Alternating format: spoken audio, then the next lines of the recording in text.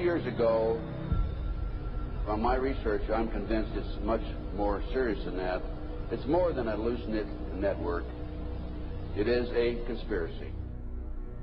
In 1784, a copy of this document was sent to the Illuminist Weishaupt and delegated to foment the French Revolution. Mean the Illuminati was responsible for the French Revolution? Yes, absolutely. The courier was struck dead by lightning as he rode through Ratisbon on his way from Frankfurt to Paris. What about a little divine intervention there, huh? The police found the subversive documents on his body and turned them over to the proper government authorities. After careful study of the plot, the Bavarian government ordered the police to raid Weishaupt's newly organized lodges of the Grand Orient and the homes of some of the most influential associates, including the castle of Baron Basen-Sonderdorf. Additional evidence was thus obtained, convinced the authorities that documents were a genuine copy of a conspiracy by which the Synagogue of Satan had controlled the Illuminati at the top, planned to use wars and revolutions to bring about the establishment of one kind or another of a one-world government, the powers of which they intended to usurp as soon as it was established. In 1785, the Bavarian government outlawed the Illuminati and closed the lodges of the Grand Orient. In 1786, they published the details of the conspiracy. The new order of the world, our enterprise is now a success. He said these blind slaves say they are free and highly educated, even as they march behind, notice this word, signs. Have you ever taken time to analyze a sign or a billboard or a logo?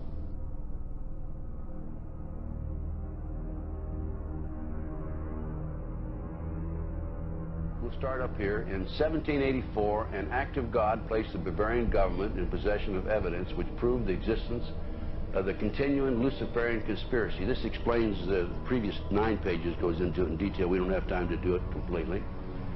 Conspiracy. Adam Weishaupt, a Jesuit-trained professor of canon law, defected from Christianity and embraced the Luciferian ideology while teaching at Ingolstadt University. In 1770, the money lenders who had recently organized the House of Rothschild retained him to revise and modernize the age-old protocols designed to give the Synagogue of Satan ultimate world domination so they can impose the Luciferian ideology upon what remains of the human race after the final social cataclysm by use of satanic despotism. Weishaupt completed his task on May the 1st, 1776. It's a communist holiday, isn't it? May 1, 1776. The plan required the destruction of all existing governments and religions. In 1776, Weishaupt organized the Illuminati to put the plot into execution. The word Illuminati is derived from Lucifer and means holders of the light.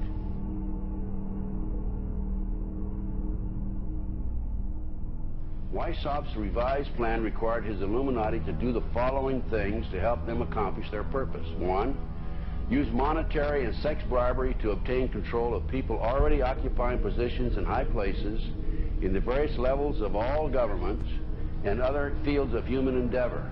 Once an influential person had fallen for the lies, deceits, and temptations of the Illuminati, they were to be held in bondage by application of political and other forms of blackmail and threats of financial ruin, public exposure, and physical harm, and even death to themselves and their loved ones.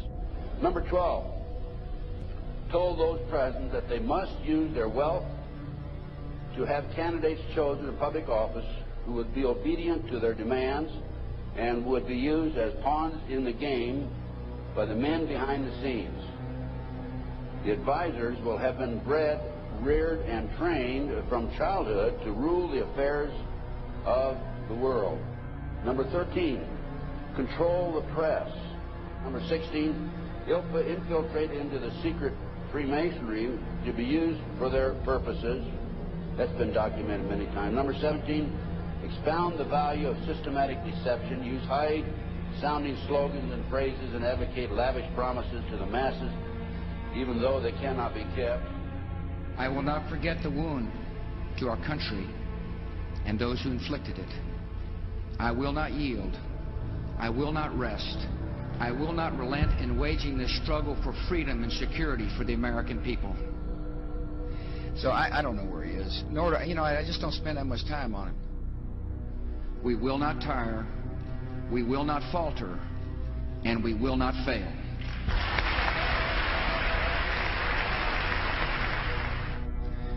Terror is bigger than one person.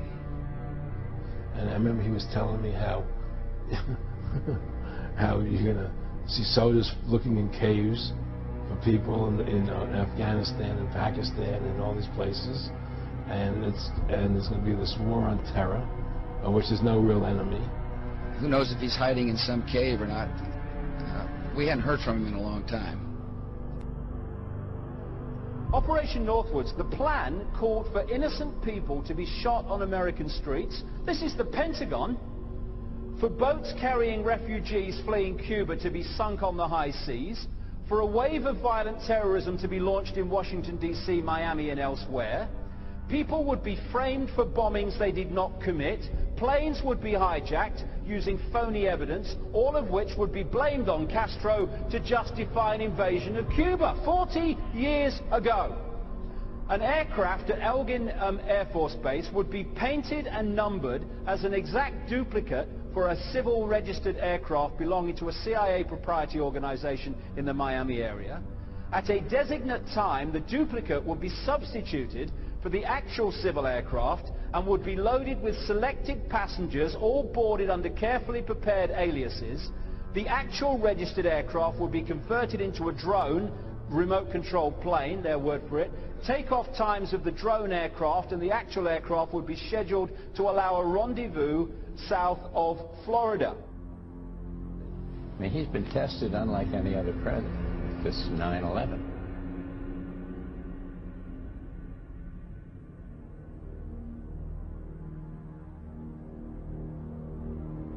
We have in this past year made great progress in ending the long era of conflict and Cold War.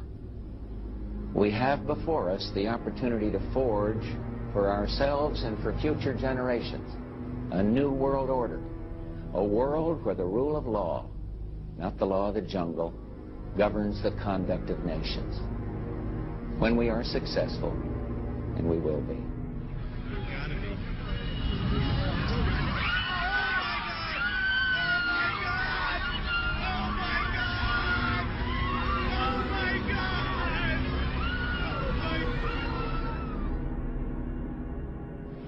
He argued that the use of any and all means to reach their final goal was justified on the grounds that the ruler who governed by the moral code was not a skilled politician because he left himself vulnerable and is in unsuitable position to his throne. He said those who wish to rule must have recourse to cunning and to make-believe because great national qualities like frankness and honesty are vices in politics.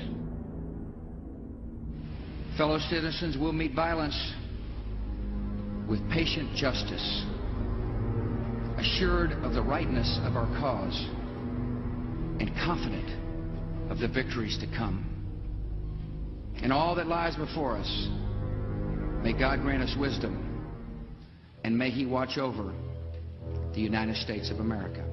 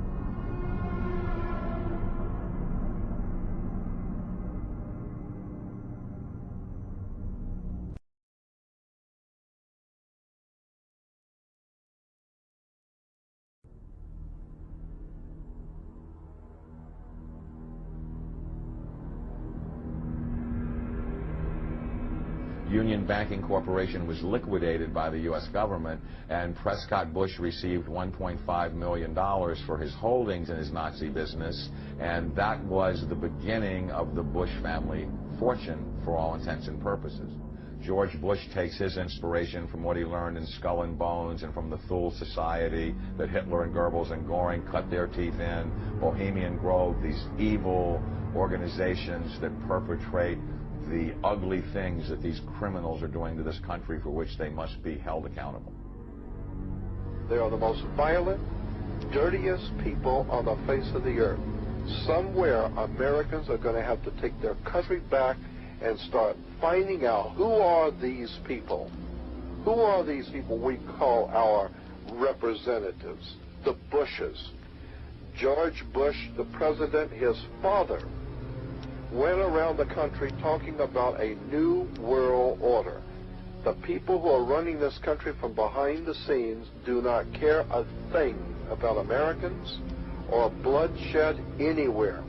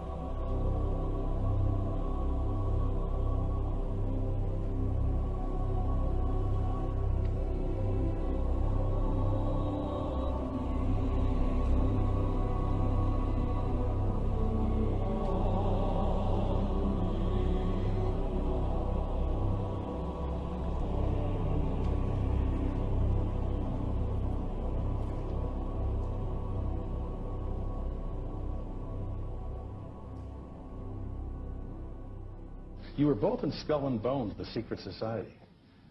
It's so secret we can't talk about it. What does that mean for America? The conspiracy theorists are going to go wild. I'm sure they are. I don't know. I haven't seen the web. Number 322.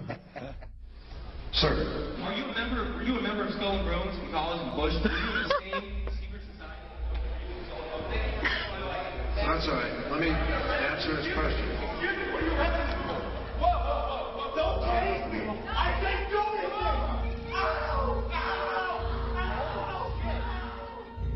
And what you're looking at here, staggeringly, is a group of people, some of the most famous people in America, in long gowns. Behind them there, you see a 40-foot stone owl. And there's the fire between them, next to the lake at Bohemian Grove. Now, one might wonder, understandably, why the people that run the banking, political, economic system and the media in America should be dressed in long robes doing a ceremony to a 40-foot stone owl. I think we should be told. No doubt you'll be hearing about all the differences between John Kerry and George W. Bush. But we've discovered they do have something in common. During their respective college days at Yale, they both belonged to a group called Skull and Bones. He's come pretty close. She was part of a team that successfully recorded part of the initiation ceremony that takes place in the tomb's courtyard. Okay, you have the doorway here. Yeah. Okay, then to the right you have a hedge, and then you have an evergreen tree. If you follow that line straight back, courtyard's in there. Okay. So that's where they have the ceremonies in the outdoor part of it. Part of it was indoors. So we only got to see the outdoor part. Right. We only got to, and to listen to the outdoor part. God only knows what went on indoors. And what did you hear? What was it you know? You managed to get this unique it was disgusting. It was gross. I mean, they were pretending to murder people. And what was the tone of it, though? Was it jokey, or was it quite... No, it wasn't jokey at all. It was sick. It's about the only thing to describe it. It was sick.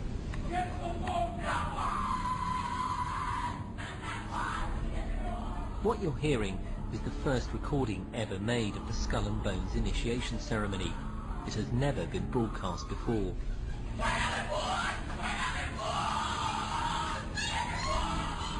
15 new members of the club are being introduced into the macabre rituals of Skull and Bones by the senior students who are about to graduate.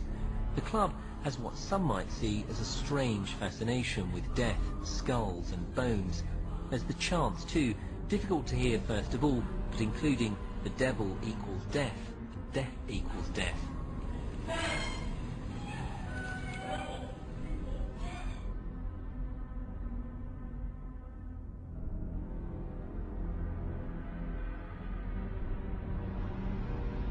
But when you get into a secret society of spirit worshippers, then, and especially when you're invited there by the direction of the higher-ups in the spirit world, you never get out of there alive.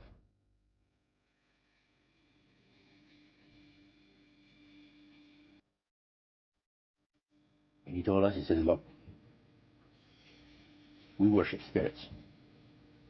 We worship Lucifer and all his angels. They're just as beautiful as they did before they were cast out of heaven.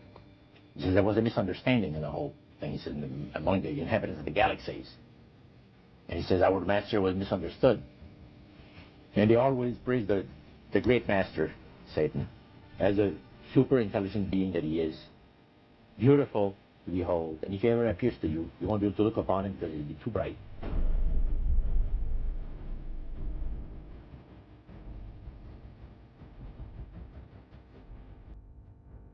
What had Herbert Hoover, Art Linkletter, Jack London, and Richard Nixon all had in common?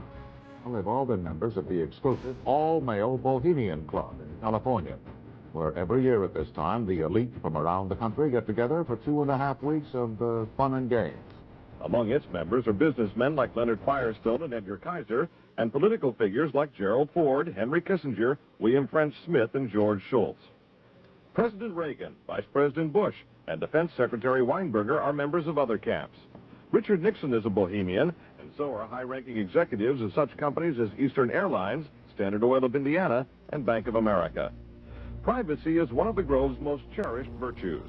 Members may not photograph, record, speak, or write about activities at the retreat. While many public officials are Grove members, the press is a distinctly unwelcome guest. We're from ABC News. Well, get back there. Get back there. Can we talk to somebody in the... Get back there. You see, for over 120-plus years in Northern California, in Sonoma County, on a 2,700-acre secluded redwood grove, leaders from around the world, prime ministers, chancellors, presidents, governors, again, the heads of industry, banking, academia, the media, Hollywood, travel there to engage in bizarre, ancient Canaanite, Luciferian, Babylon mystery religion ceremonies. We were inside 4 hours. That's only 1 day out of the 2 weeks that they meet there for the admitted Summer Fire Festival of the Bohemian Club.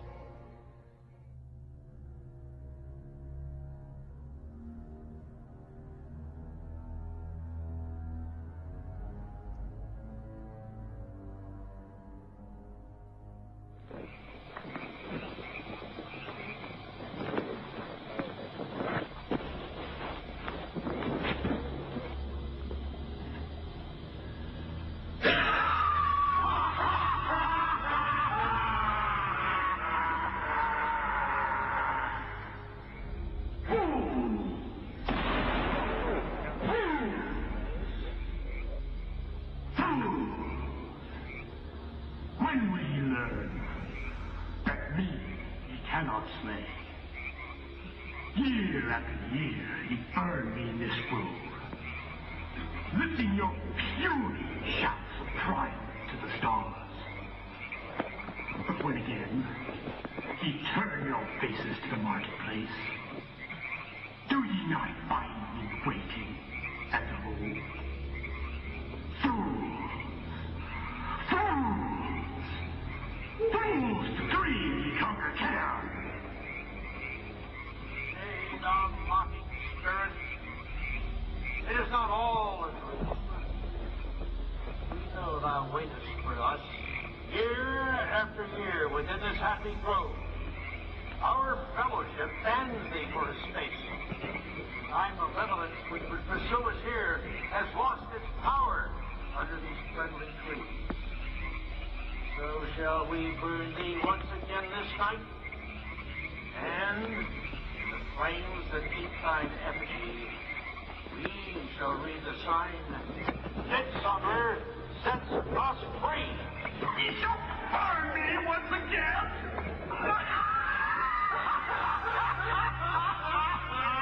Now but these flames, which hither ye have brought from regions where I reign, ye fools and priests,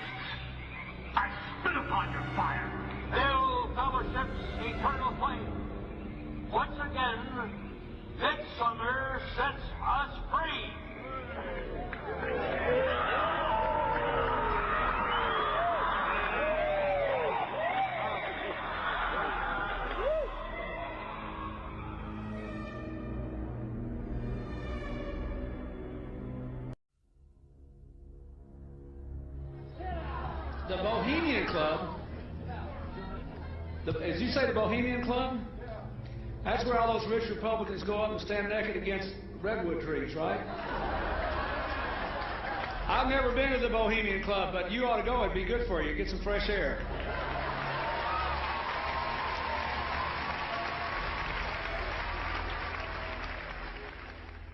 One last question.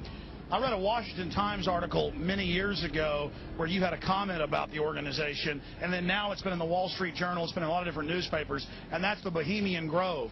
And back in, what was it, 1996, when you joined as a Clinton advisor, the Republicans were criticizing you, oh, what about Bohemian Grove? And then you countered them by saying, hey, I don't run around in the woods naked. What did that mean? Here is the before-mentioned Washington Times article where he said, I didn't run around naked like they do. I don't know what quote you're referring to. I'm not aware of any quote like that. Listen, I am a happy member of the Bohemian Grove. I like the folks who come there, and it's really inappropriate for me to talk about the group beyond that. Thank you. Have you been there for the ceremony with the cremation of care? Frankly, I don't think that's something I need to talk to you about. Really? That's right. Well, I'm Alex Jones, and I snuck in there in 2000. I'm the guy that blew it wide open and got the video. It's been on national TV. Well, I disrespect you for that. You do? I do. But there's a lot of big public officials going in there. Don't we deserve to know? I don't know anything about you, and I don't know anything about your film. But if you go in there with an understanding, you violated that understanding by releasing that film, and I don't respect you for that. Really? But we have public officials. I'm sorry. You took an understanding when you went in there that you would not do that film. And did you have an understanding when you went in there? No. Did you crash it? Yes. Yeah, and it has no trespassing signs there too, doesn't it? No, they put them up after. Oh, I'm sorry. Just walked in. I'm sorry, sir. I've been there before. I know what the circumstances are, and I'm sorry you violated the understandings. That was not a gentlemanly thing to do. But what about the ritual? Is the ritual genuinely?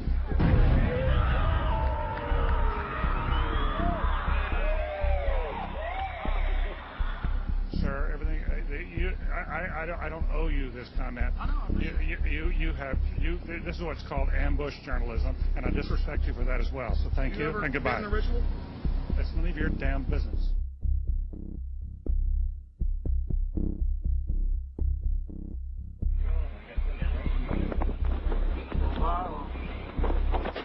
Prince of all mortal wisdom, owl of Bohemia, we beseech thee, grant us thy counsel.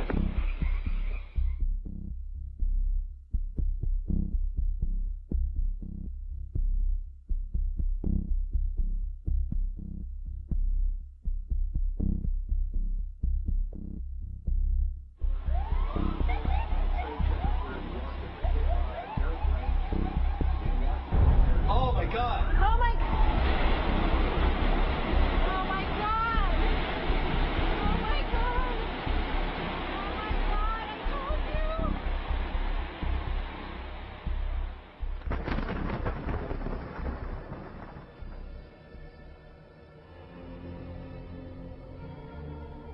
Today our nation saw evil, the very worst of human nature.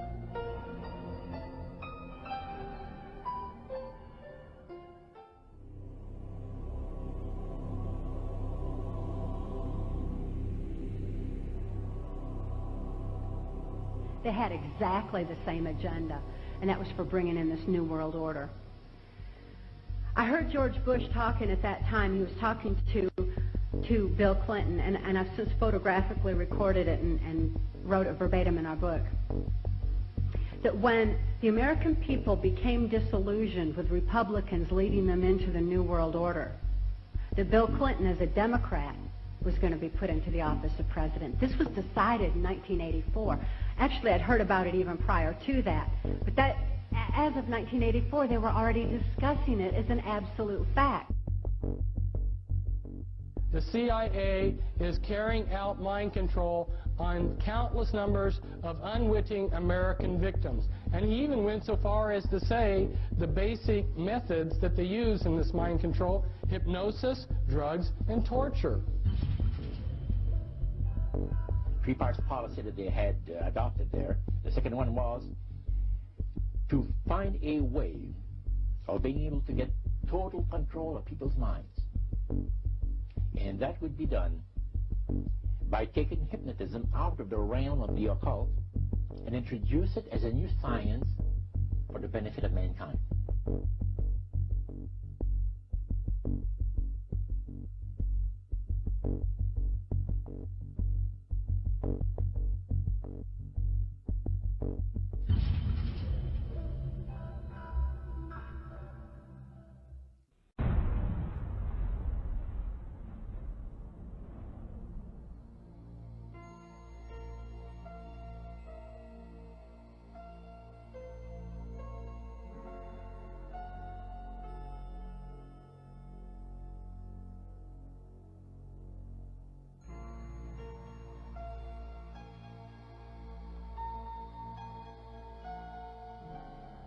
Reflecting a policy of genocide either against the Tibetan people themselves or against their culture.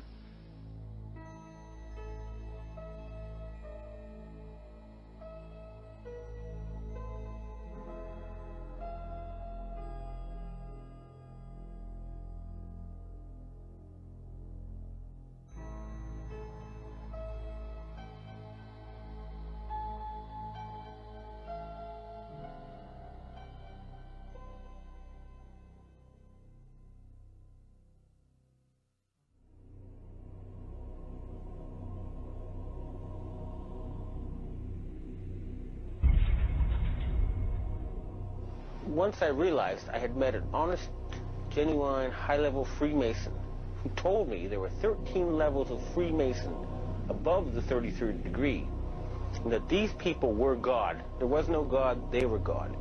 So I asked them about their plans to kill people, and they said, yes, there are too many people on the planet. We need to get rid of several billion, and war doesn't seem to work, so we're going to use disease and starvation.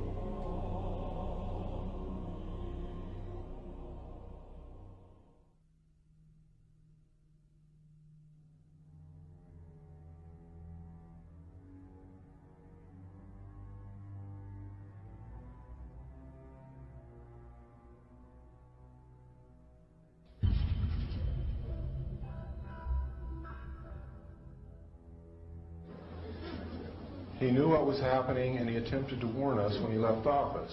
He told us, quite bluntly and in no uncertain terms, to beware of the military-industrial complex. And who is the military-industrial complex? It is the members of the Council on Foreign Relations, and since the inception of the Trilateral Commission as well.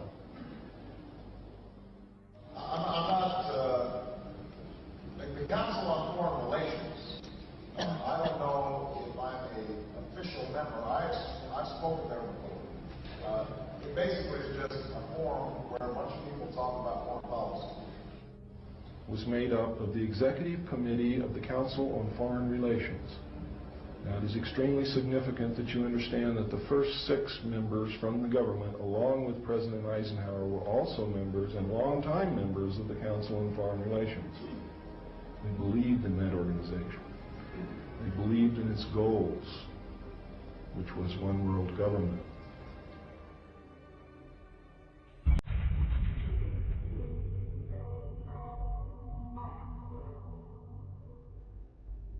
Number 15, create industrial depression and financial panic, unemployment, hunger, shortage of food. Use this to control the masses or the mobs, and use the mobs to wipe out all those who dare to stand in the way. Well, I'll tell you right now, every expert I've talked to is talking about food shortage. And it's coming, I'm convinced. What were they? Because I'd never seen anything like that. And his statement was that if he told me, I would be one of few people in Madison, Georgia that knew about them. And he says their disposable coffins, they were stacked, he told me 15 high.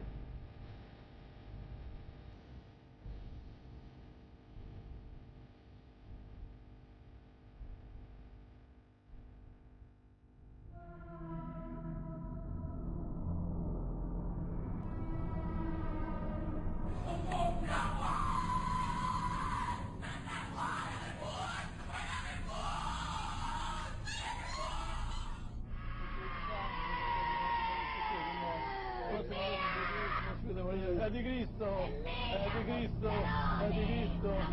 Ecco.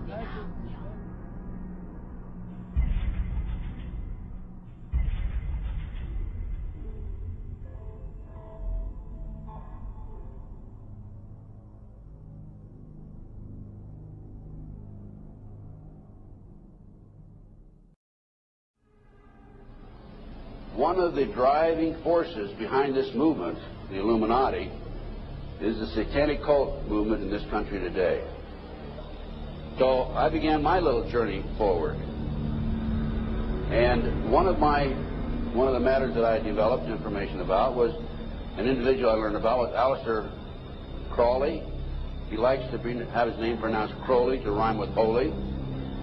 And the Satanists today, and for the number of years in the past, have basically used his philosophy and his writings as a guide. He had so many Masonic degrees that you could fill up 5 pages of a book with them.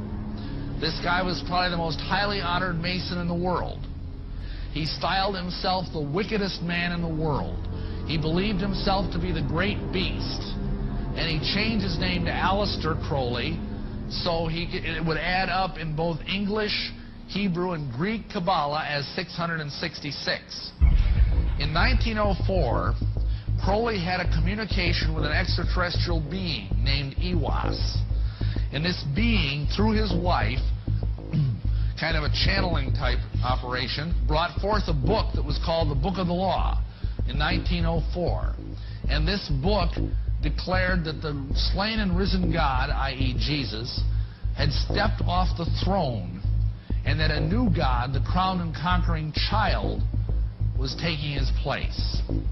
As a result of this, Crowley proclaimed the end of Christianity and the start of Crowleyanity. Crowley taught that the way you could live forever was by vampirizing little children sexually. And he personally bragged of having slaughtered 150 male children in 1 year.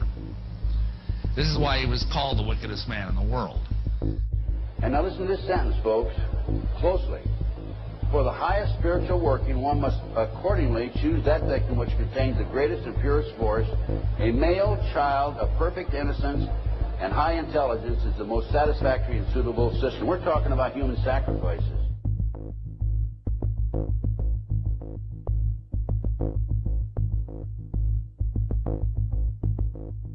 And they'd also drug them up, and they'd take a sacrificial knife and they'd start from the chest and move all the way down to your abdomen. And then that's how they sacrificed, and they'd collect the blood and they'd drink it. When the mid-September through mid-November, they sacrificed babies and nothing but babies because they need the pure blood of the untainted children. And I didn't understand what it was like. I can't believe I'm seeing this every year of my life. I've experienced that, and that was the hardest part for me. Is like hearing those babies literally scream and cry, and then seeing their blood flow. The little boy was taken to a basement. He was crucified alive. First he was skinned. Why is it that no one knows this? Because there's Satanists in the police force and also in the government, the army. They're everywhere. They're even on the council of, the representatives of the United States also. And they're silenced because this is not being exposed because they don't want it to be exposed. Because they're really good at lying and hiding things. Rebecca, what happens to the people that want to come out of Satanism? They get killed. They get followed. They get taken. They get sacrificed in front of the congregation of the Satanic Church. Why? Because they know too much information about the Satanists and who their names in places of where they keep the people underground, and they just know too much information. It's like being in a gang or in a mafia. You don't get out alive without consequences.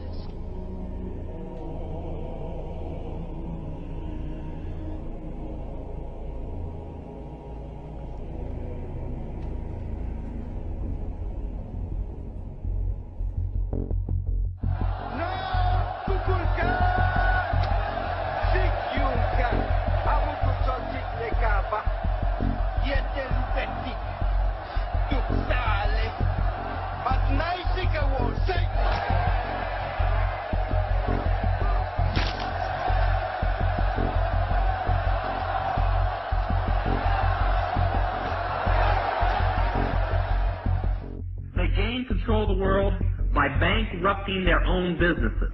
The Illuminati owns most, I would say 99 9/10 of the stores that you walk into and shop and the gas stations you go to. And they are going to destroy them on purpose. And the idea of taking over is to bankrupt the whole world where nothing is of any value and the currency does not exist anywhere, and then come back and solve all the problems.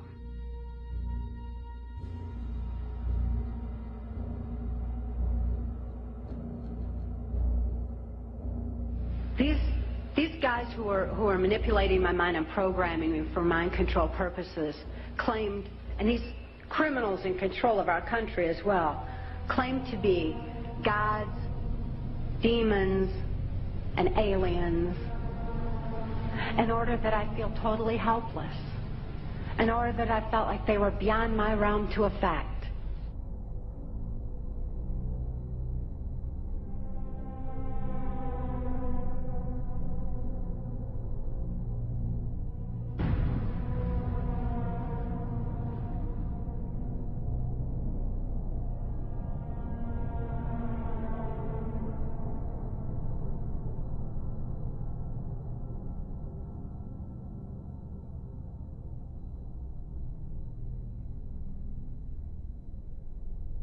Why do they keep the aliens in a Faraday-shielded environment? Because they have a tendency to disappear right through walls. And if you can prevent the transmission of electromagnetic energy, you can stop them from doing it. Then the medium said, we have a very special surprise tonight for you people. A spirit will manifest itself openly here in a few minutes. And right through the wall. Now the lights weren't terribly bright, but they were like living room lights.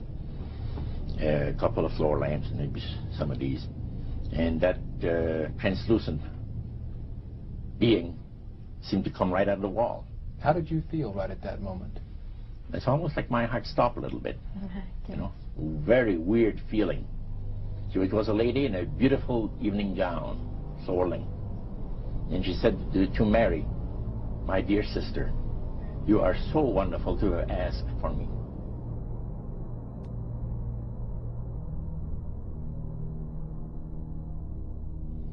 So, he said the supposed spirits of the dead that you're talking with are demon spirits. They're fallen angels. They're beautiful beings. Just set it out, just like that. Oh, yeah. It didn't make you uneasy when he said they were... Well, it shocked you a little bit, something that you first hear mentioned to you. He said, you guys have got a great future ahead of you. Because we've been told, the high priest of our society, secret society, has been told that the master has very special plans for you too. Now, what did he mean by the master? Satan. He said that she was made successful in her singing career by a dear friend of hers that was the same age as she and died when she was 18 years of age. And Loretta was trying to get into the singing world, but she says, I had no success at all. Until one night I was sitting in bed reading a book. And she says, who walks right through the wall but my friend, the spirit of my friend?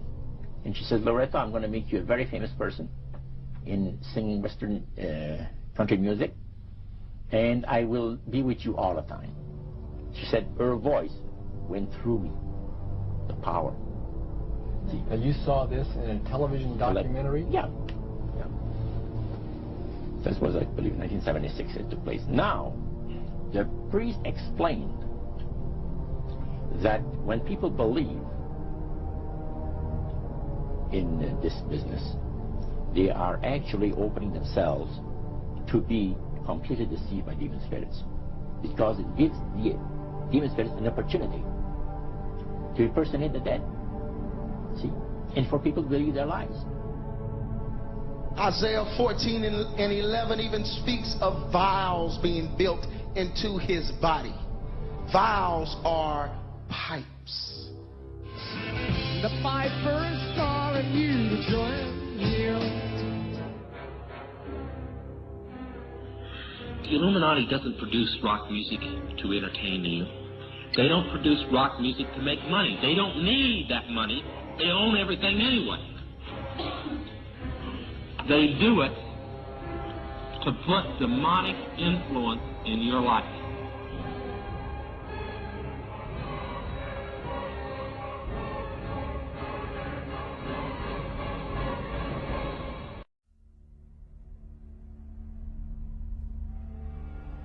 Prominent men, meeting in secret, who directed the course of civilization, are recorded in the writings of all people.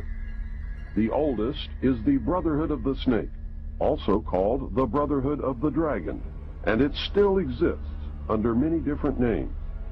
The Brotherhood of the Snake is devoted to guarding the secrets of the ages and to the recognition of Lucifer as the one and only true God.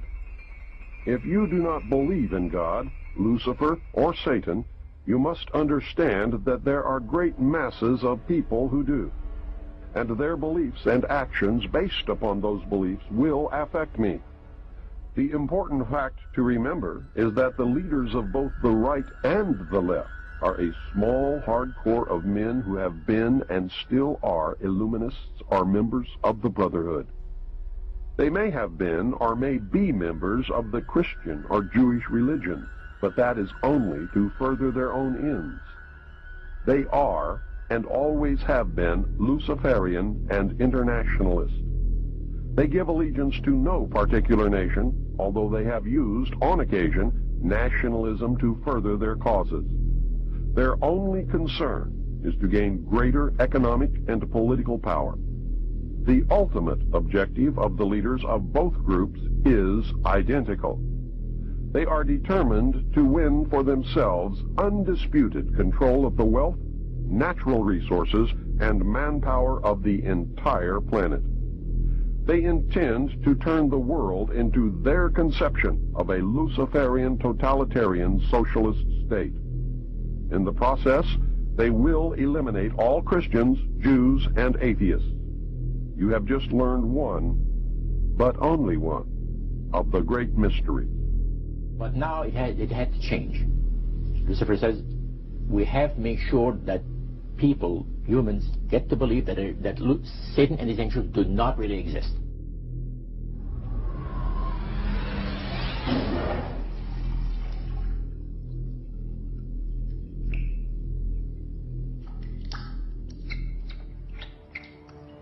That's what they're trying to do. They're trying to disconnect us from multidimensional infinity so that we don't see the world from that perspective, and therefore see through the illusion and see through the nonsense and see through the lies. And then once they've disconnected people, they then program this lower level of our consciousness with a reality that suits them. And therefore, the only information that they have to get a fix on how they see life themselves and reality in general is through the eyes and the ears. And who controls that? The Illuminati control that. They're trying to disconnect us from multidimensional infinities, and then once they've disconnected people, they then program this lower level of our consciousness with a reality that suits them. If there's a reality out there pertaining to any alien influence, we need to sort out the government misinformation and disinformation and mind manipulation techniques that they're using. I know for a fact that the plan is to make all of us feel totally helpless, that what's happening is beyond our realm to affect because we've been taken over by aliens, that our Independence Day is dawning. So beware of that. Understand that those criminals have been keeping information and technology from us under their blanket of national security. They are 25 years ahead of us at least. They're way ahead. So when they say, it's aliens, and they show us some incredible technology, don't fall into the trap of feeling totally helpless, that this is beyond our realm to affect. Superstition begins where knowledge leaves off. And they have been keeping knowledge from us for a long time. People have all kinds of belief systems. And I'm sure each and every one of you has various and different belief systems as well. I'm not saying that there's no such thing as aliens. That would be foolish of me to even say anything like that at all. But what I am saying is that it was my experience that these were people claiming to be aliens. Some people in this world are about to destroy the sovereignty of nations, take away our Bill of Rights.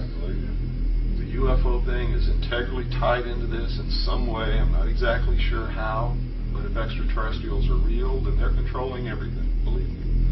If they're not real, they're being used as a threat from without to scare people into coming into this one world global unity of humanity in order to face that external threat. In the process, we're going to lose. The ordinary man will lose. You need to understand, disinformation is deliberate deceit to hide other things. And so there's so much of that. And some of it is surprisingly well-sponsored disinformation. I'm going to sum up this talk and mention an overview of the alien agenda. The alien agenda is really decimate the planet, to take the remaining human subjects as slaves, and the aliens would use this planet for their own means. My question I'd like to ask is this. If the aliens have a 1,200 IQ, can speak all these languages, and are so powerful, what prevents them from just taking over? Well, it's a good question. We're an alien species to them, and our germs have a tendency to kill them. They're also a dying race, and they're in far worse condition than anybody with the worst case of terminal cancer. They are in need of us to some degree. And some of it is surprisingly well-sponsored disinformation. So I think my question is actually to Clifford Stone. You said that you had seen aliens on a craft that had crashed. I wondered if you could describe what they looked like. I could, but it would probably take a whole lot of time. The reason I state that, when I got out in 1989, we had cataloged 57 different species. You have individuals that look very much like you and myself that could walk among us and you wouldn't even notice the difference.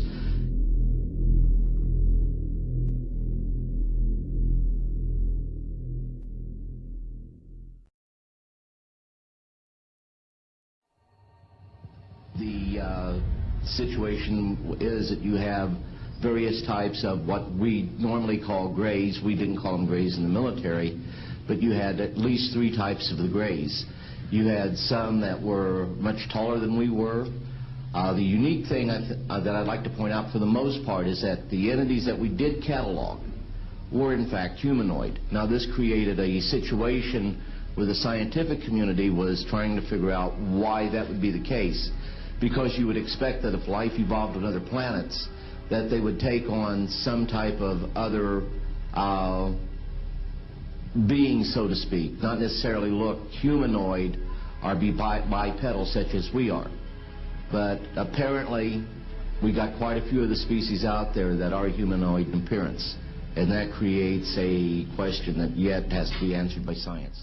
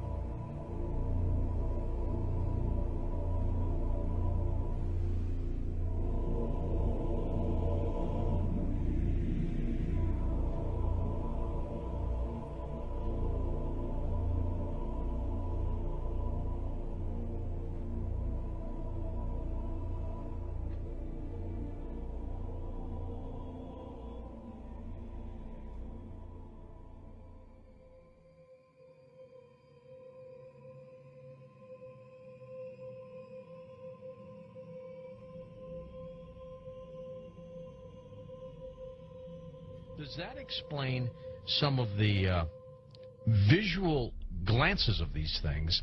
They seem to just simply disappear. They're gone. Exactly. I mean, they're appearing out of nowhere and then disappearing right in front of people. And that's why scientists who have no access to grind, they just say that it doesn't make that much sense. And also, if they're just trying to observe us, to take account of what we're doing on Earth, I mean, after a while, after so many months or years or centuries, it kind of gets old. They either would take us over, or they've already discovered all the information they need to know about Earthlings, and so they're just going to take us over or make first contact and just sort of do what they need to do next. To endlessly observe us, it doesn't make any sense. It's something where, and also see, we have all these sightings, as you know much better than I do. Where are they landing? We don't see them getting out to get anything to drink or to eat. We don't see them. They've never tried to make contact with any large amount of people in a major city, and so this doesn't. And also all the endless medical procedures that the people who have claimed to have been abducted. Why the endless medical procedures? I mean, if we're talking about such an advanced race of alien beings, they don't need to do that over and over and over again. Interesting perspective. Let's talk about some of the facts out there of evidence that may support your conclusion that the UFOs are spiritual phenomena, not physical, like so many other people also believe. What can we pinpoint again? Well, again, it's something where you cannot have a material or a physical being penetrating the ground, penetrating the water, appearing in front of people, then disappearing instantly, and then also changing colors, sometimes only when they're accelerating, with every color in the spectrum has been reported. Many UFOs coming and making one UFO breaking apart and then going into multiple UFOs. It doesn't make sense. And then not only just that, but to get into the fact of how far they're traveling and the speeds that they would have to travel, and just the other problems with cosmic dust and traveling at the speed of light and then running into those bits of cosmic dust, the explosions that would be created, the amount of energy that would be consumed and traveling from these distances. Just all those kinds of things really scream out that you're dealing with a spiritual phenomenon, not a material or physical phenomenon. There does seem to be a deception here, because I've always wondered, my gosh, if they're that benevolent, if they're that understanding of humankind, make yourself available. That's why some of these other scientists have said that they seem to be trying to set people up to deceive them as if they are aliens, but the facts just say that they can't be that there's something else. It doesn't make any sense, and there's something else, a psychological deception that's going on here. And many of these scientists say, I don't know what it is, but we've concluded that it's got to be that. It's got to be something bigger is going on here than just them trying to show people that, yes, here's a UFO that you're seeing now, we are aliens, that there's got to be something else going on here, on top of the fact that the characteristics of them show that they just cannot be some material or physical craft. Do you think humans are involved in the deception? I'm losing my voice here. I gotta pop it back.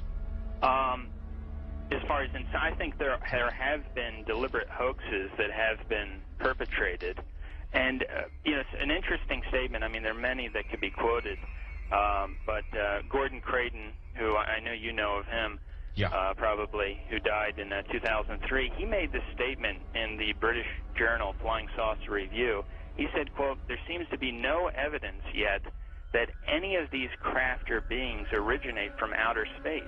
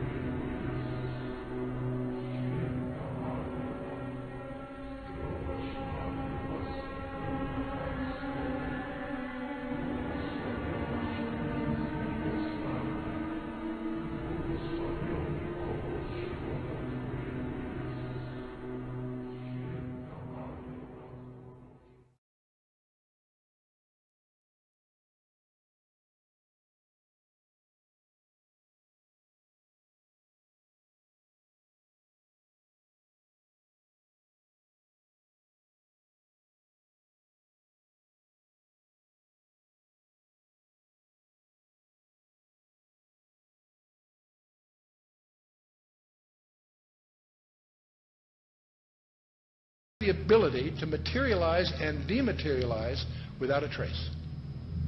One of the great mysteries of the UFOs isn't seeing them, is trying to figure out where are they when you don't see them. Some people say, well, they're from another galaxy. Most physicists will debunk that for lots of reasons. They seem to pose that way, but for lots of, if they came, if there are that many coming from another galaxy, you think you'd sense the traffic. We'll come to some more reasonable explanations, and you're going to discover the two top researchers in the last century, really, is Jacques Vallee, France, and J. Allen Hynek, the American. Now, J. Allen Hynek was head of astronomy at Cornell, and he set out to debunk this nonsense about UFOs, and he became one of the most ardent, competent, balanced researchers in the trade. J. Allen Hynek, he died a few years ago. Both of these respected researchers came to the conclusion that they're not intergalactic for lots of physics. There are a lot of physics rebuttals to that conjecture. They both argued that these things are demonic. Their term. They've written many, many books. You can check them out. These are not religious people. They're not people with any kind of personal agenda. But they came to the conclusion that these things, on the one hand, and by the way, we take for granted that we strip away the nonsense and the hoaxes, set that aside. There's tens of thousands of files you have to wallow through. When you cut through all that, there's still a core group, a substantial core group of real events that need explanation. And so on the one hand, they exhibit physical properties on the one hand. On the other hand, they also violate all physical laws. And so the conclusion from that both J. Allen Hynek and Jacque Vallee and others have come to is that they're hyperdimensional, that somehow they come from another dimension periodically.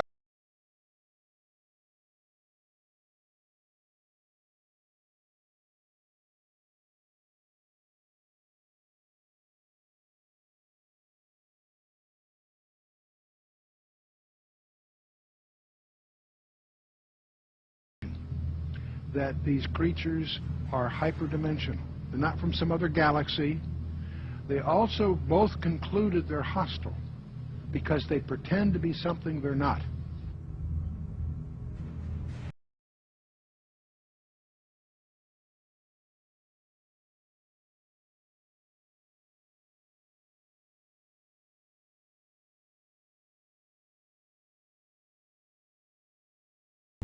Franklin, we see a long line, a couple of star-like things, and a lot of things swimming in the foreground. Can you describe what you're seeing?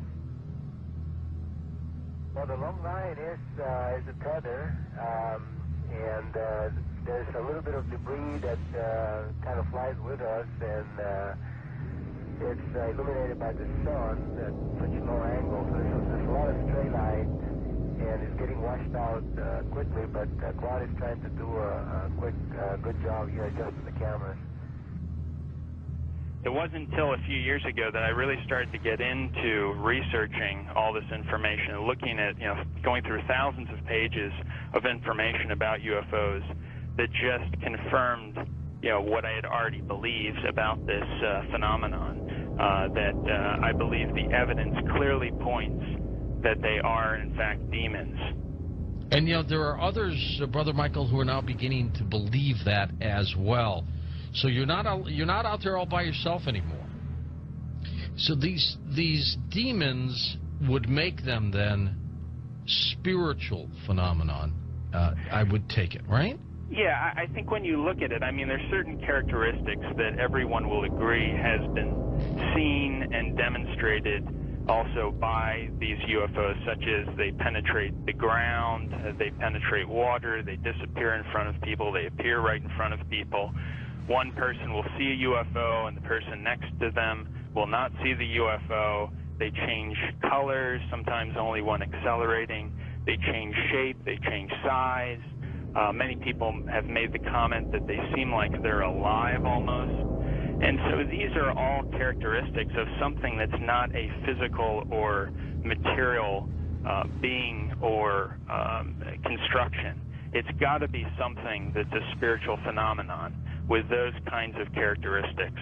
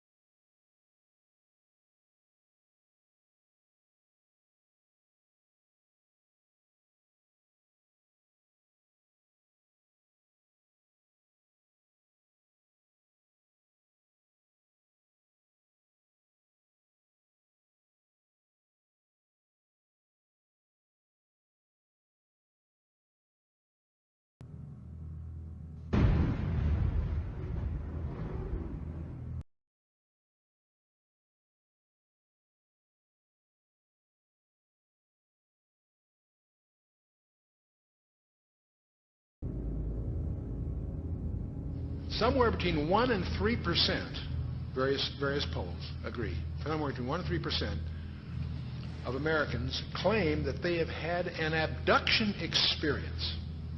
That's over 5 million people, or in that neighborhood. Not a few thousand deranged people, not a few, disaffected. This is, we'll talk a little more about this. This is a very, very disturbing phenomenon in the counseling profession. Now, part of the problem of the UFOs is they have some paradoxical behavior. On the one hand, they're seen by multiple competent witnesses. They are plotted on radar, sometimes multiple radars simultaneously. They leave tangible traces on the ground, sometimes radiation, evidence of burning and other things. So they are apparently real in the sense of being physical, on the one hand. There are photographs. Sometimes they show up on photographs, sometimes they don't. But here's the problem. While they seem to be tangible on the one hand, they exhibit behavior that can't possibly be physical. They can go in excess of 6,000 miles per hour without sonic booms. What on earth does that mean? I'd like to know how they do that trick. They've been plotted making right-angle turns at over 16,000 miles an hour. That defies the laws of physics. That's now perhaps the most disturbing thing of all. They appear to have the ability to materialize and dematerialize without a trace. In his book, Secrets of the UFOs, ufologist Don Elkins made the following observation. I have found that some people can achieve the contact phenomenon simply by being hypnotized, and the same general message permeates over 90% of the millions of words received by thousands of people around the world. No one knows what hypnosis is. No one knows what goes on in the mind. It's an altered state of consciousness like yogis and witch doctors have been practicing. It loosens the normal connection between your spirit and your brain, and of course if the hypnotist can't control you, make all kinds of suggestions, make you think things are happening that are not happening, make you think you have powers that you don't, experiences that you haven't, even implant memories. Other beings, if there are other minds out there, they could also do the same thing.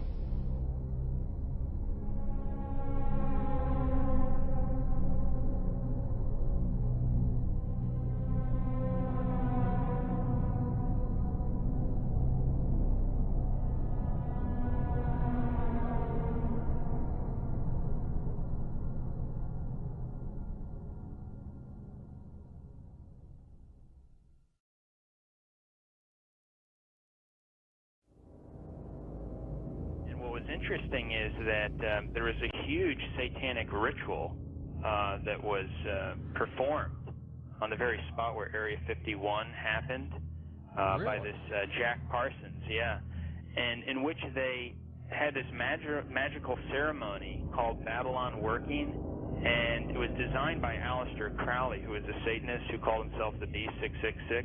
Yes. And the purpose of this series of magical ceremonies, which was performed on the spot of Area 51, where it's now located, was to unseal an interdimensional gateway, they said. And this, they hoped, would allow other entities known as the, quote, old ones, access to our space-time continuum. And this witness said that he saw Jacque Parsons rip a hole in space-time there, and he said that something evil flew in. And one other interesting point is that Aleister Crowley, who was a Satanist, who called himself the B666, as I just mentioned, he claimed to have contact with some kind of alien named Lamb. And this Lamb, he drew a picture of this alien that he was in contact, receiving messages from this being. And the picture that he drew of this alien, it's a striking resemblance to the common gray ET drawing.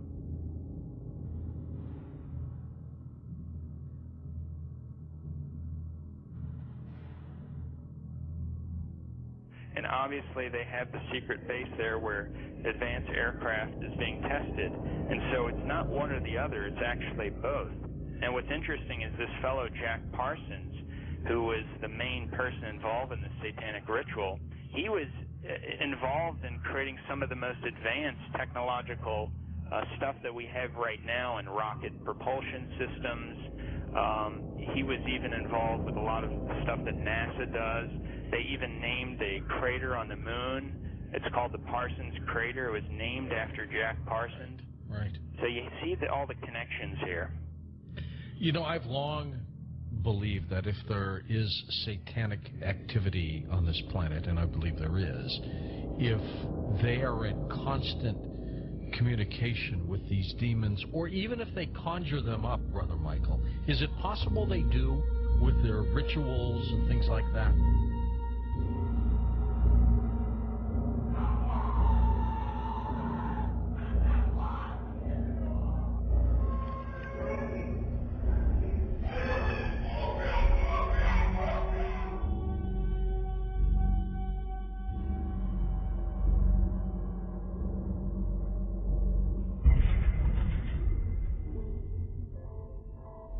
The chief advisor to Queen Elizabeth I, Sir John Dee, he was a Kabbalistic black magician.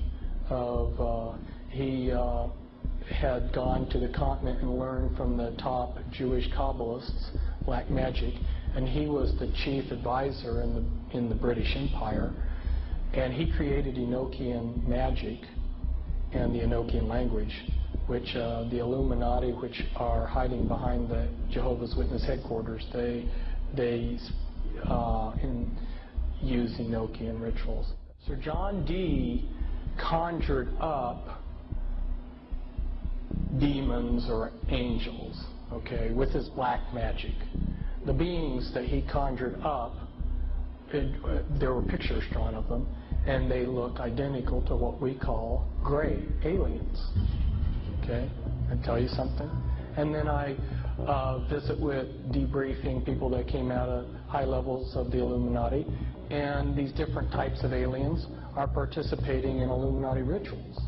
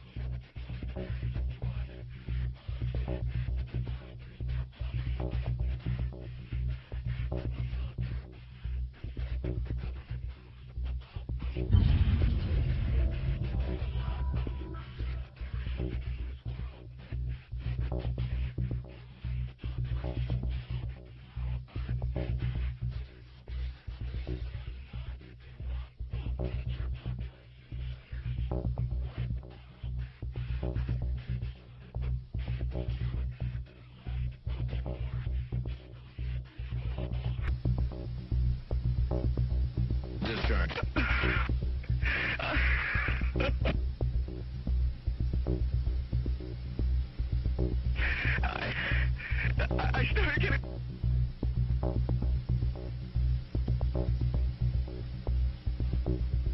In some way, something knocked us off the air, and we're on a backup system now. It's the government, or...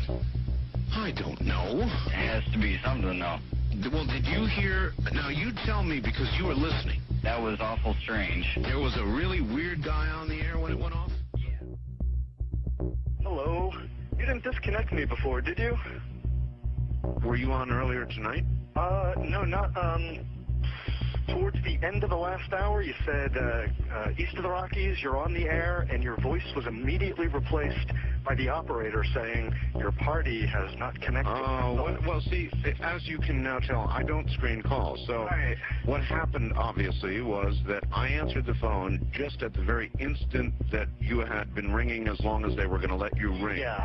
And so that occurs, obviously. Sometimes I go to a line and it's dead and nobody's there, and that's what's happened. You know, we just were on the cusp there. Anyway, I'm glad you made it back through. Yeah, you got all my paranoia buttons running. I always get very nervous when I call you. I'm Brien. I hung up on you last week. Oh, I see. And I just figured, damn the torpedoes. I'll just do this and let the chips fall where they will. All right. Everybody, I am the Area 51 caller. That's my statement, and let you or whatever tear it apart. You claim you're the Area 51? I am the man. How do you account for the fact, Area 51 caller, okay, that part of the way through your spiel, the satellite went down? I have no idea, and it scared the heebie-jeebies out of me that night.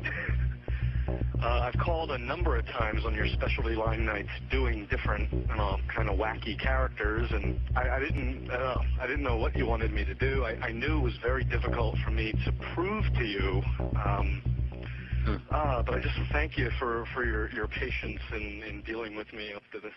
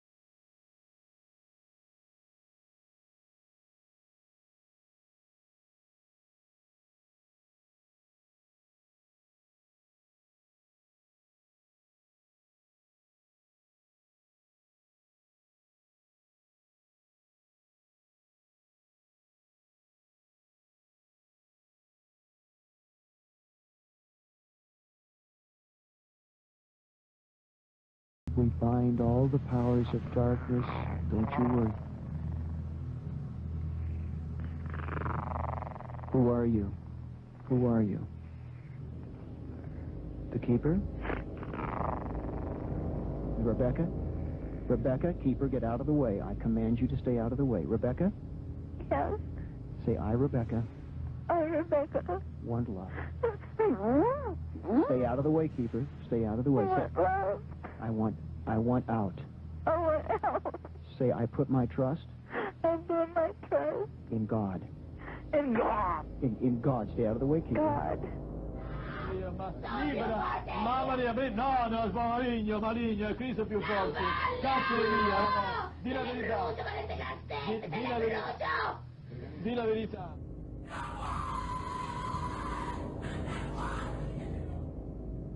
So what they're doing, in effect, is using the secret society network they've set up to manipulate these bodies into power, but in doing so, they're putting themselves into power because they're controlling the mental and emotional processes of these vehicles.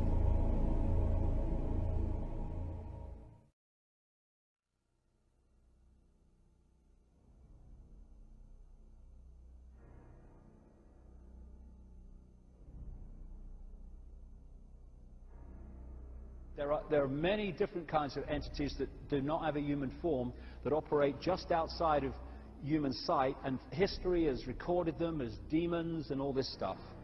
But the reptilian part of it seems to be very significant to the controlling systems on the planet today.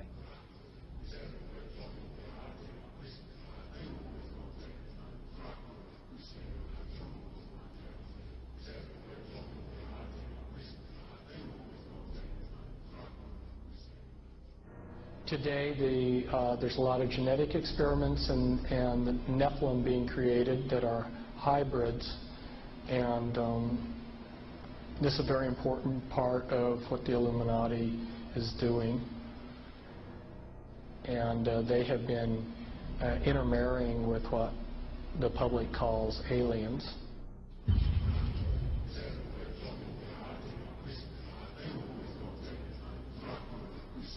So that these people aren't human as we would know human. They've been pretty thoroughly demonized. The bottom line is I have concluded that there are no good aliens.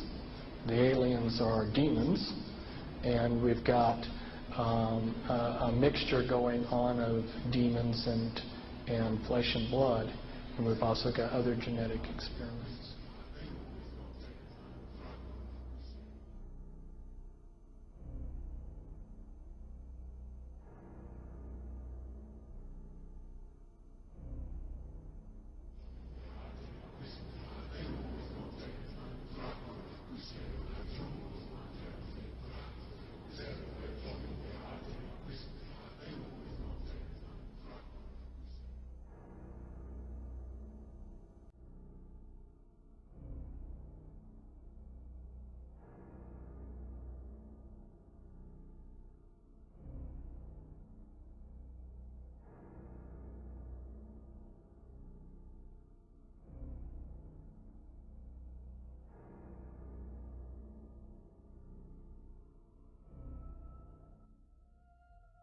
They have a vibrational sympathy with that which interbred with them.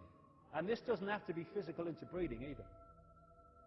Remember, a demon gets a little spooky picture. They are a fallen angel, an unclean spirit. They can assume any form or go into anything. I have concluded that there are no good aliens. The aliens are demons.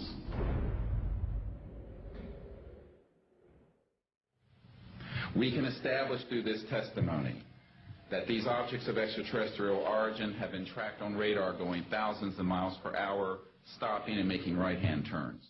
That they use anti-gravity propulsion systems, which we have already figured out how they work. That extraterrestrial life forms have been retrieved, and their vehicles have been taken and studied thoroughly for at least 50 years.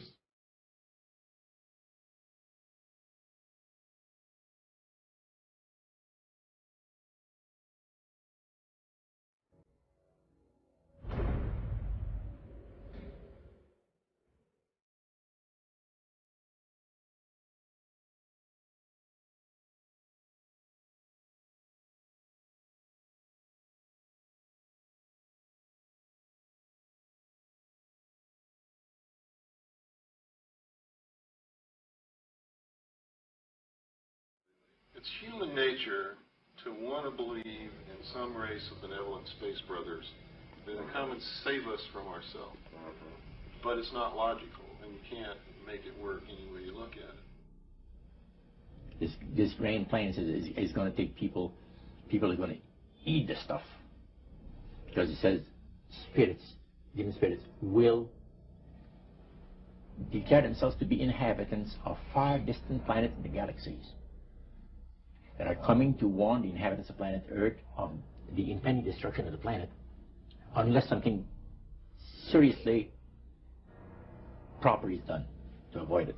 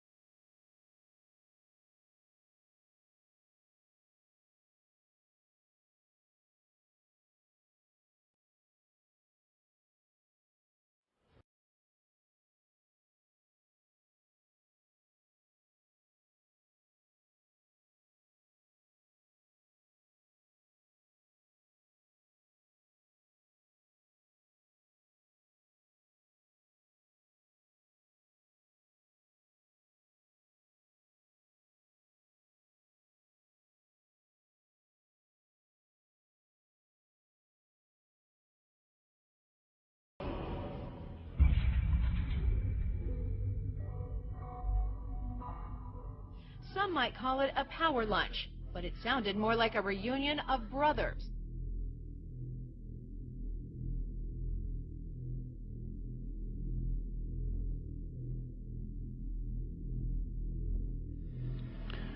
The Illuminati were to obtain control of the press and all other agencies which distribute information to the public. News and information was to be slanted so that Goyams would come to believe that a one-world government is the only solution to our many and varied problems. Their plot, their plans, their conspiracy remains invisible. The whole agenda is to create a one-world government where everybody has an RFID chip implanted in them. All money is to be in those chips, right? There'll be no more cash. And this is giving me straight from Rockefeller himself. This is what they want to accomplish.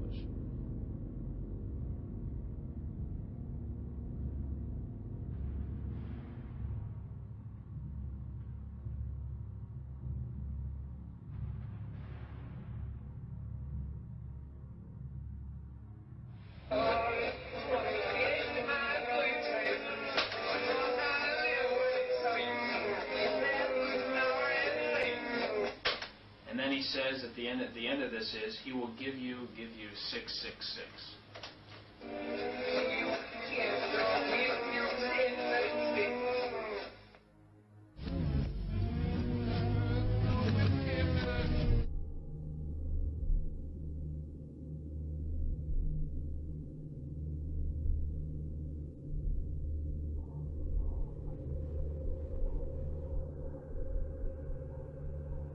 Behind them is a cult of evil, which seeks to harm the innocent and thrives on human suffering.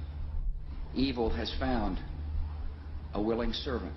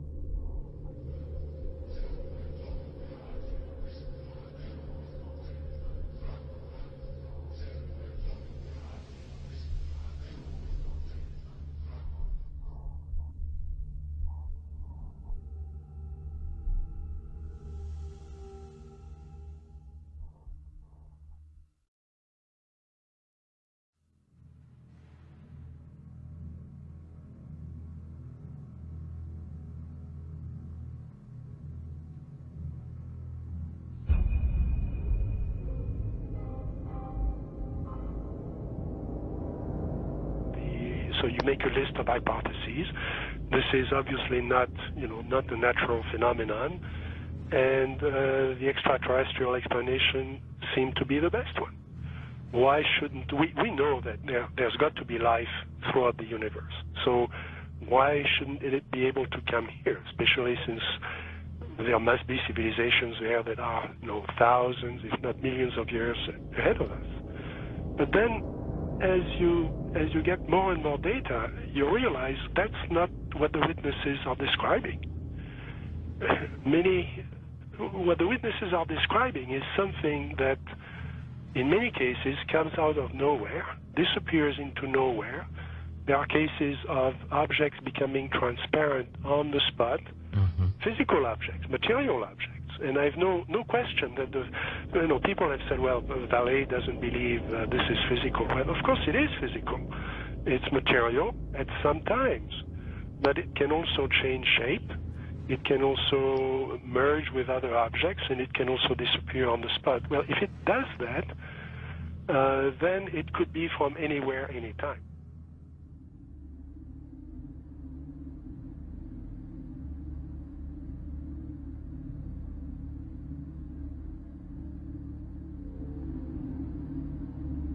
We always try to, to discredit the old legends, trying to say, no, these people were crazy, they thought everything was possible. But now we have the videos, and that's the big difference. Could you believe There are videos now of probably angels in the sky.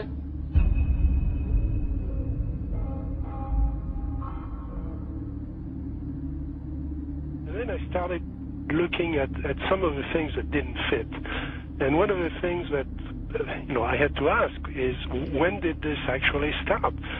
Every UFO book starts with, on June 24, 1947, Kenneth Arnold saw something about Ukraine and so on. Well, that's not really true. I mean, we have data from the 30s and the 20s and from 1896 and 1897 all over the United States, and then you can go back in history. And many people don't want to hear that. They want to hear that this is, if you follow the first level extraterrestrial theory, then ETs, discovered us when the atom bomb went off and they came here to study us.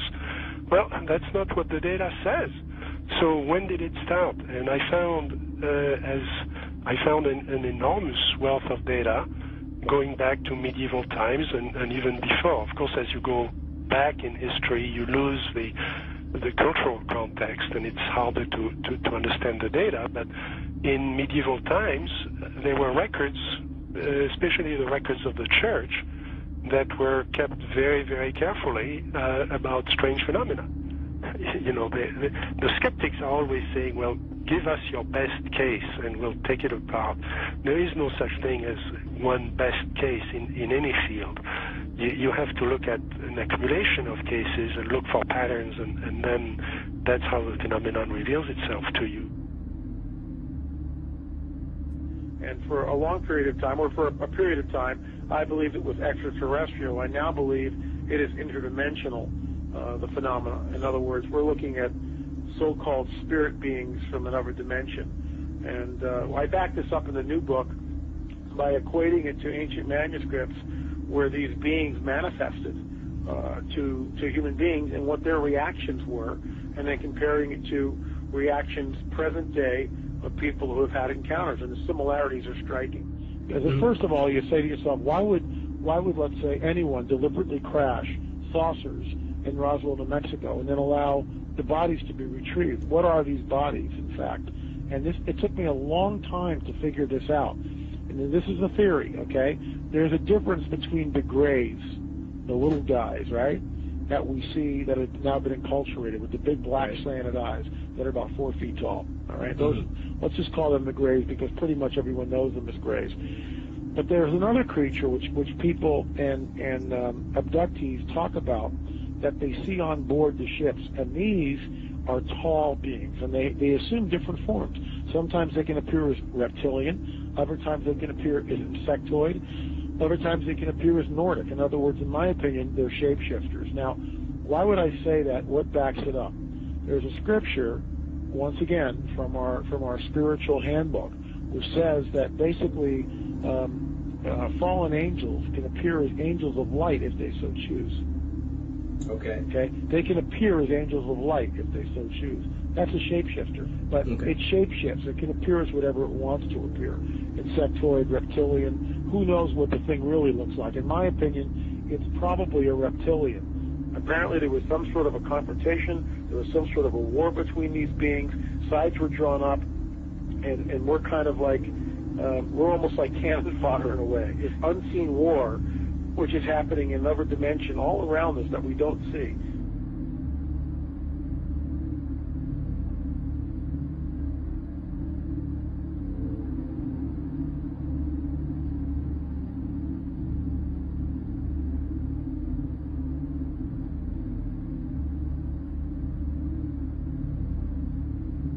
So my point is this: what if the Greys are nothing more than some sort of a biological suit that enables the demons, let's say, to interface in this dimension? That's what I think the Greys are.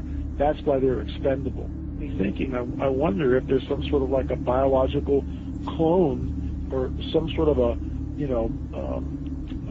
a body, if you will, that these demons can interface, inhabit, and then, of course, move about in this three-dimensional time-space continuum.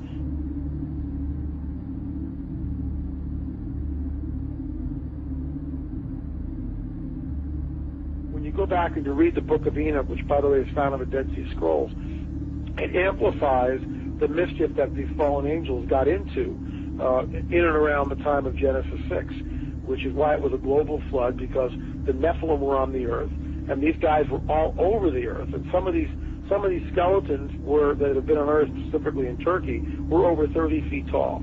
As we pushed west in Ohio and different places, they found mounds, and they would do primitive archaeological digs. And this is documented. I'm not making this stuff up. They found skeletons, oftentimes, that reached over 9 feet in length, with 6 fingers, 6 toes, and red hair. Now, one of the great mysteries of the West is what happened to these giants. There was nearly 60 skeletons brought out of this cave, but today they're nowhere to be found. Is it that there is some kind of archaeological cover-up that has occurred here?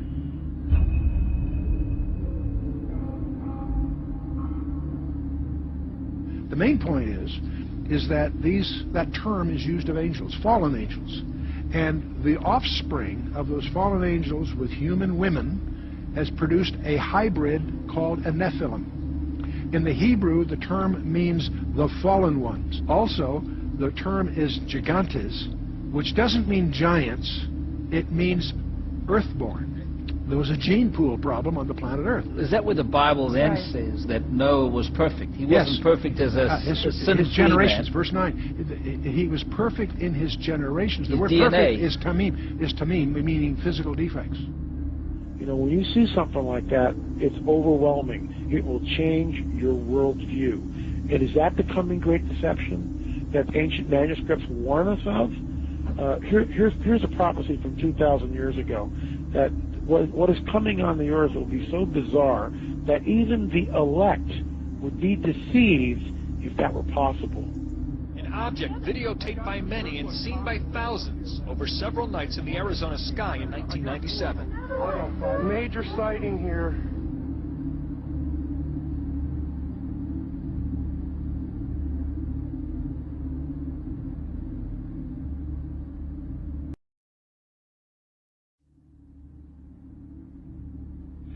I believe that many of us were shown these documents over the years so that later we would talk about it. I mean, how can you keep the existence of extraterrestrials, if they were real, a secret? And how could anyone keep quiet knowing that they had seen documentation, official government documents labeled top secret, that expressed that these extraterrestrials were real and had visited this earth? I wanted to know just how true all of this was, and I began a program of research to find out if extraterrestrials were real. What I discovered was amazing. What I discovered, ladies and gentlemen, is that there has been a plan in existence to create an artificial extraterrestrial threat to this earth in order to create a one-world totalitarian socialist government. All the bombardment of the public with movies about flying saucers in the 50s, right after the United Nations Treaty was signed and the UN Participation Act was pushed through Congress, and all of the incidents since that have convinced the majority of the American people that flying saucers are real and extraterrestrials exist, and that flying saucers are from an extraterrestrial origin. This is being promulgated in many ways, by television commercials, in the movies, in the newspapers, by creating incidents either real or imagined.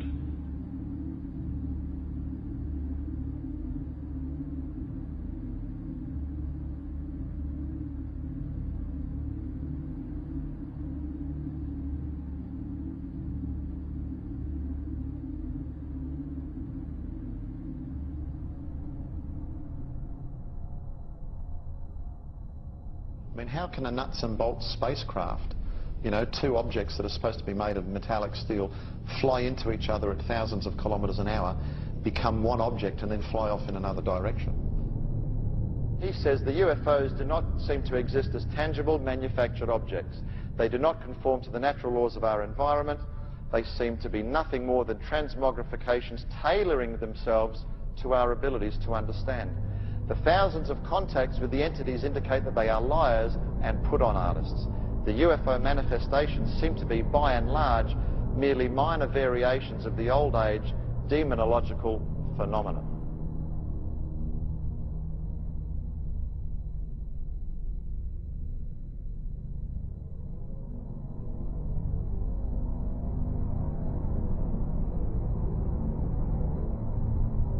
And again, the researchers will show you that the messages being received are deceptive in nature. They will tell you things like, well, you know, we've come from Venus or Mars in the 60s. That was the messages. Well, we now know that's impossible. Now they say they come from Sirius or Orion or Zeta Reticuli or somewhere far off, where we can't test those claims. And that's the problem. And some of the stories they've told us, like that, we know to be demonstrably not true. And if someone comes to you, Chris, and tells you a story and does all these things and says, I'm here to help you, but then does brutal things to you and then lies to you, then I don't think trust is a good place to start.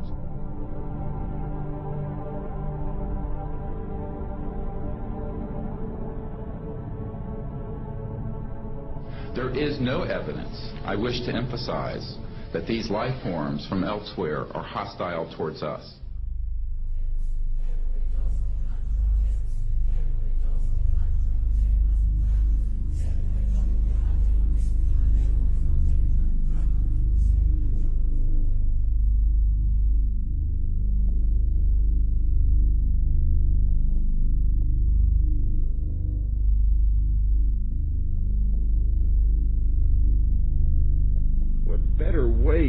Implement a plan to bring about a one-world government than to create the possibility in the minds of the people of the world that we are being threatened from some other species, from some other planet, and do it in a way that if anybody questions it or challenged it or wants to talk about it publicly, that they are ridiculed.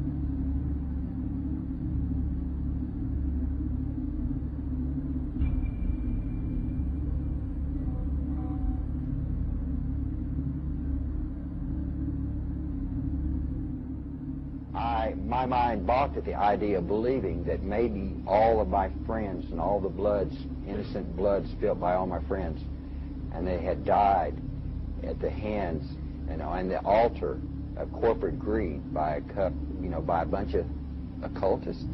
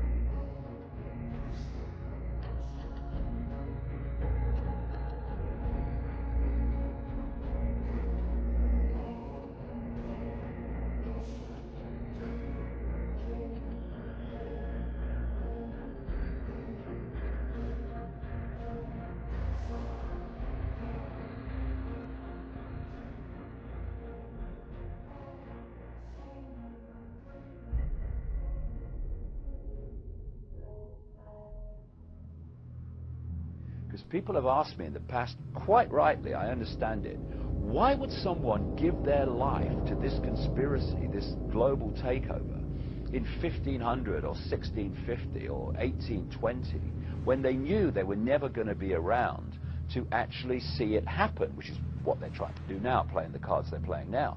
The answer to that is they were just vehicles. These entities are the common force passing through history.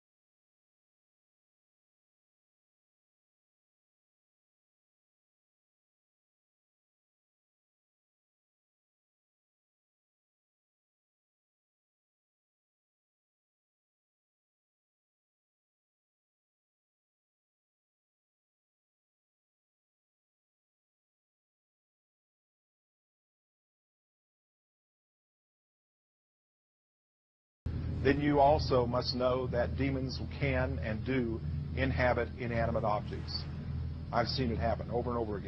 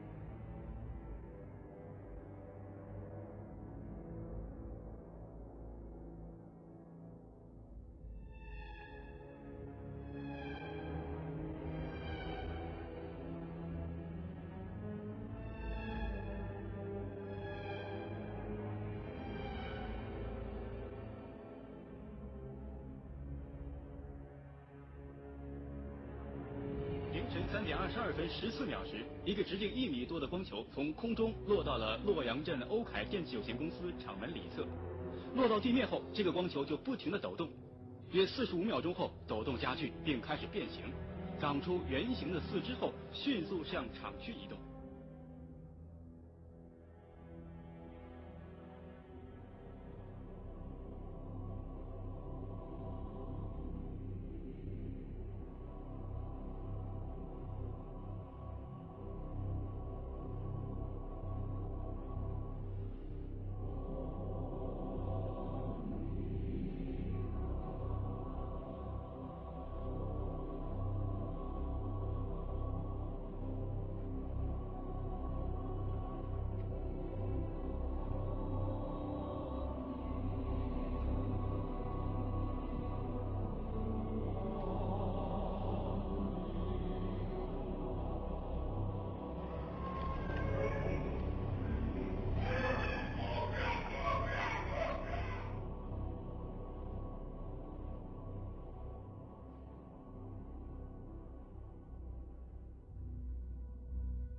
And so you're going to see guys going into caves looking for looking for people that they're never going to find. You know, he was laughing about the fact that you have this war on terror. There's no real enemy. He's talking about how by having this war on terror, you can never win it because so it's an eternal war. And so you can always keep taking people's liberties away.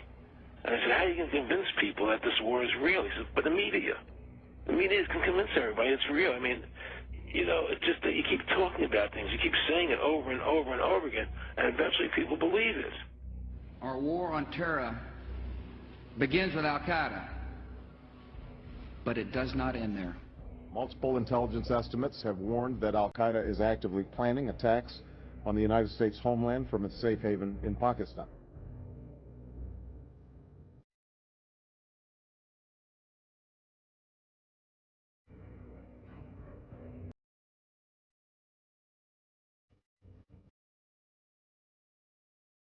The last time you had an actual president was Kennedy. Ladies and gentlemen, the very word secrecy is repugnant in a free and open society. And we are, as a people, inherently and historically opposed to secret societies, to secret oaths, and to secret proceedings. Even today, there is little value in ensuring the survival of our nation if our traditions do not survive with it. And there is very grave danger. For we are opposed around the world by a monolithic and ruthless conspiracy that relies primarily on covert means for expanding its sphere of influence, on infiltration instead of invasion, on subversion instead of elections, on intimidation instead of free choice, on guerrillas by night instead of armies by day.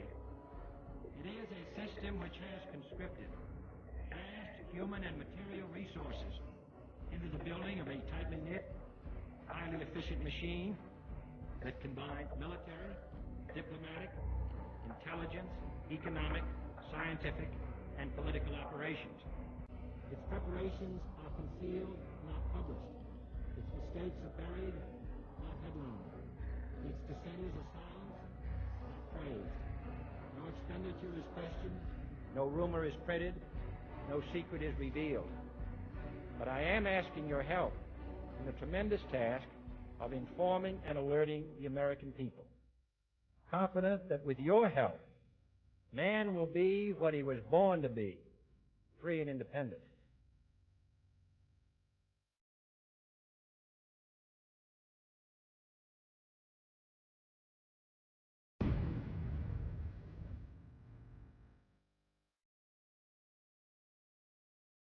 For I have complete confidence